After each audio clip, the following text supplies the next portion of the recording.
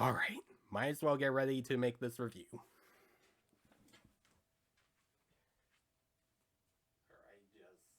just have everything set. Make sure I have the movie out and... What the? Why did the lights go off? Why has this place gotten dark? I can't see it. Yeah. What the? Oh, Jensen, what is happening? No, hey, please, no. Please, no. Don't. Get back. Get back.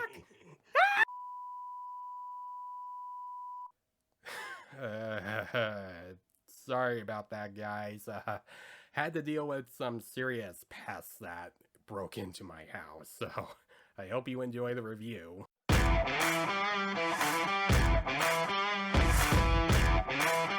Hey guys, this is Jason, and I'm back reviewing another older film. I reviewed Scott Pilgrim vs. the World recently, which please watch my review for that film if you haven't yet. And for this review, I am going to be reviewing one that takes place during Christmas. And when you watch a movie that takes place during Christmas just for the time of year, you would think of watching movies like It's a Wonderful Life or Home Alone, or maybe even an action film like Die Hard or Violent Night, or maybe a darker Christmas movie like The Nightmare Before Christmas, or maybe something that's a little more adult like Kiss Kiss Bang Bang. And you would also get Christmas movies that are a mix of both horror and comedy, and the film I decide to review for this video that has both of those is Gremlins, directed by Joe Dante and written by Chris Columbus, who later directed the first two Home Alone films and the first two Harry Potter films. And it is about a down-on-his-luck kid named Billy, played by Zack Galligan, whose dad later comes home with an early Christmas present that he later opens and reveals that is a Mogwai named Gizmo. And he has to be very careful with this Mogwai. He has to keep him out of the light and the sunlight and not get him wet and not have him eat food after midnight. Then he accidentally gets Gizmo wet, which causes him to make more Mogwai, and then they start eating junk food late at midnight when they're not supposed to, without Billy noticing. And then most of the Mogwai, except Gizmo, turn into these creepy green creatures called Gremlins, who later eat a bunch of junk food and smoke and party hard and kill a lot of people and wreak a lot of havoc and mischief to their small town. Now, before I talk about my thoughts on Gremlins, I want to talk about my first experience with the film. I remember watching this film for the first time when I was in middle school. After school would end, not a lot of buses would come to the school and pick up some of the students.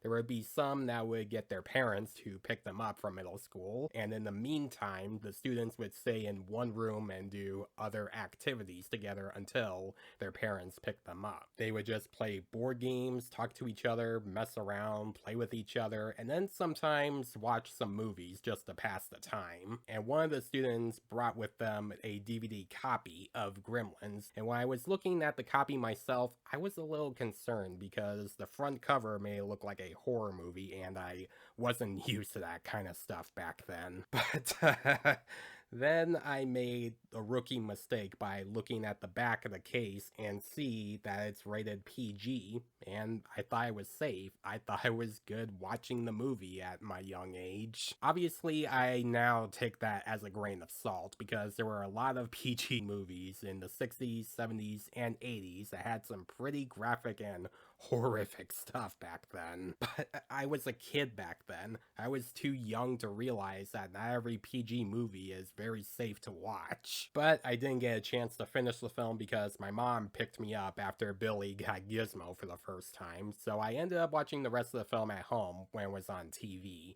And when I watched the rest of the film, it scared the crap out of me. It really horrified me with how dark and freaky this movie was, but after I turned 16, I rewatched the film again around Christmas time, and I got used to how dark and freaky it was. And I still think it's a lot of fun to watch to this day. However, I do have a couple of issues with the film, which I'll, of course, explain later. Billy and his parents are trying to make more money off of his father's invention engines that sadly don't work very well. They're always malfunctioning and failing whenever they need them, and are often threatened by Mrs. Deagle, the owner of the bank that Billy works at, to stop having his dog in her front yard because she wants to kill his dog. So that already makes dog lovers hate her. And you do care about Billy and his parents. You do feel some sympathy for them while they're dealing with Mrs. Deagle's greedy behavior. Then when his dad brings Gizmo home and he shows him Gizmo and tells him the 3 rules, you start to see that he's having fun with Gizmo by just playing music and Gizmo just singing the music. And I gotta talk about the practical effects and the puppets in this film. Every Mogwai and Gremlin in this film is top notch. The details on their faces and in their bodies is insane. Chris Wallace and his crew did the practical effects on the Mogwai and the Gremlins really well, and if you don't know who that is, he did some of the practical effects for movies like The Fly and a little bit of the practical effects from Return of the Jedi. The way they move around still looks realistic and believable, and whenever Gizmo and the other Gremlins get close-ups, you can see their eyelids close and their ears move.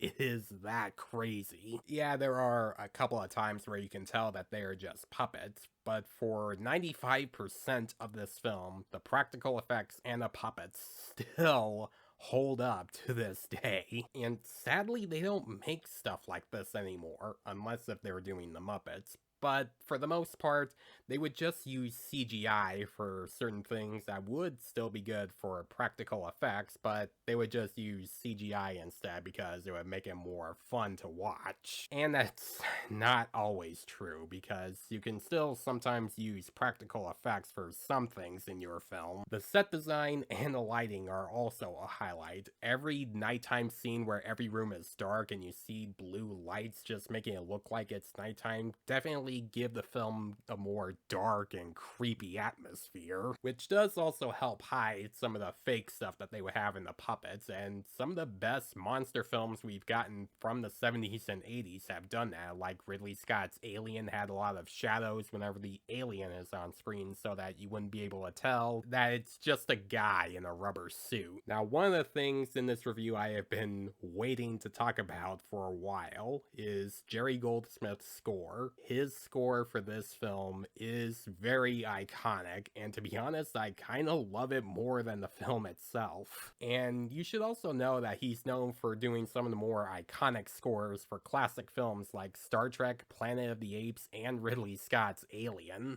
His score is very creepy and mischievous, with the sync sounds and the cat-like meows that you would often hear in the main theme song. And now we get to some of the dark stuff, because despite the fact that this movie's PG, it still got away with some pretty dark and sometimes gruesome stuff, which kind of makes sense because Steven Spielberg was a producer of this film and he was on a roll back in the 80s. And this movie came out in a time when Spielberg wasn't afraid to show some of the dark stuff in the films he's either directed or produced, in movies like Jaws or Poltergeist or Raiders of the Lost Ark, or Temple of Doom. Speaking of that, Temple of Doom and Gremlins came out in the same year and in between together. Temple of Doom was around May and Gremlins was around June. And a lot of parents took their kids to see Gremlins, just like they did with Temple of Doom, because they thought it would be fun and safe for them to watch, but they were really horrified by how dark and violent both of these films were,